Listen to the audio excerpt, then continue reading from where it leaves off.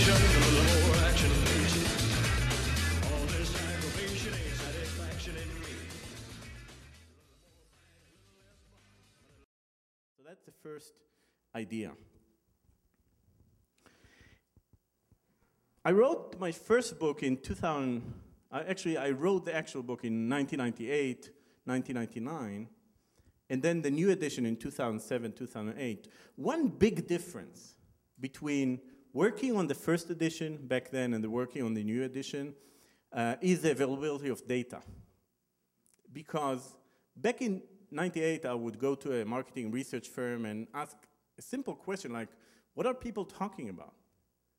You know, when it comes to product. And most companies really didn't have an answer. There was very little research in industry about word of mouth. This is dramatically different today. Today you have giant companies like Nielsen that is studying, and that's just one example, that is studying consumer-generated media. What are people talking about online?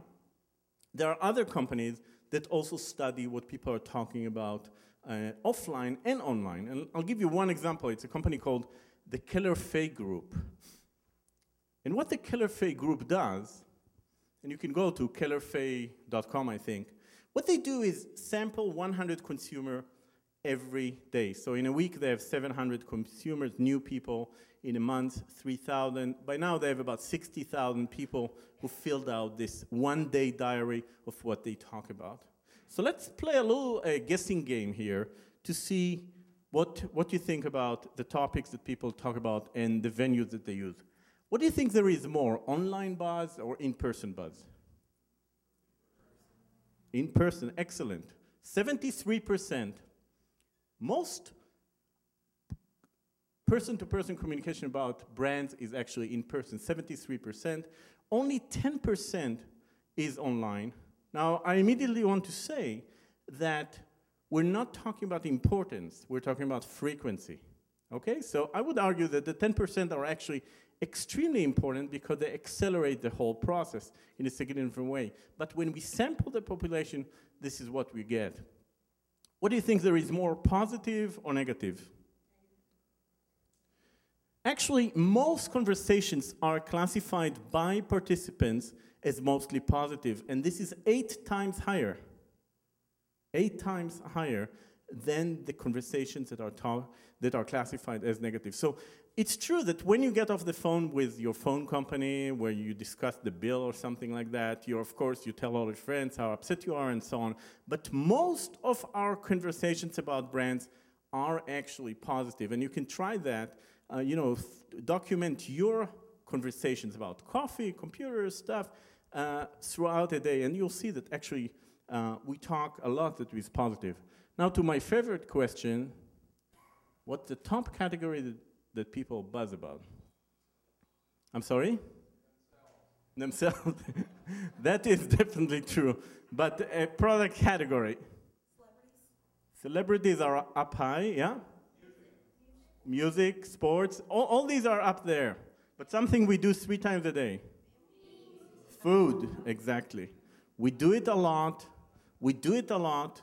We do it with other people. So whenever you have a product that is social in consumption, obviously you talk about, and there is a lot of uncertainty. Think about it, is it good for you, not good for you, calories, there is a lot to talk about, and there's so much food in the world, so much stuff to think, to choose from, thank God. So there is a lot to talk about, and we get a lot of buzz about food. Now, all these statistics, though, they refer to words. And I argue that a lot of buzz is not words. It's pictures, it's images. Think about how you learn about a new car, or fashion, or even electronic gadgets. It's not necessarily somebody telling you about it. It's you observing someone wearing something new, or a new car, or someone walking down the street with this new gadget.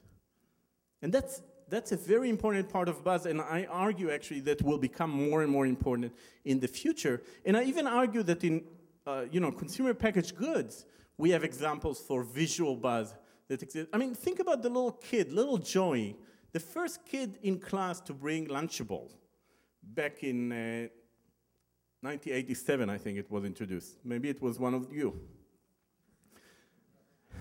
Possibly, some of you.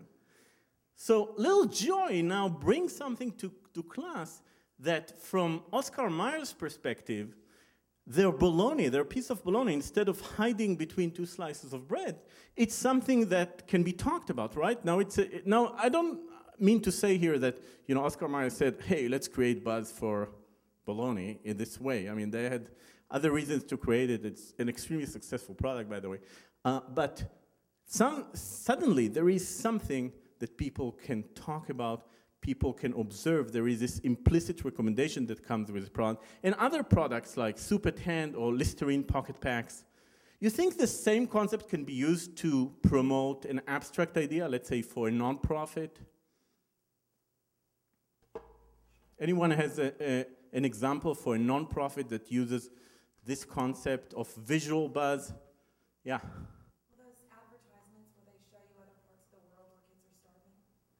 Yeah, so that's advertising, but something that people will actually project to their peers. Yeah. What do they do?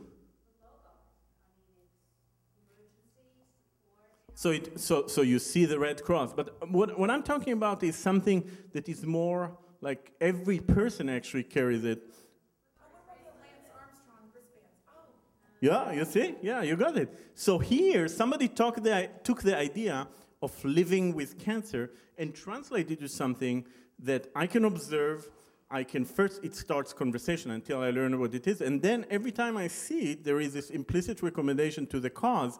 So the second concept that I want to talk about here is create visual buzz. And visual buzz will become more and more important in this world. Or rather, I would say, give your customers an opportunity to create visual buzz. Find a way for your customer to affiliate themselves with the brand somehow.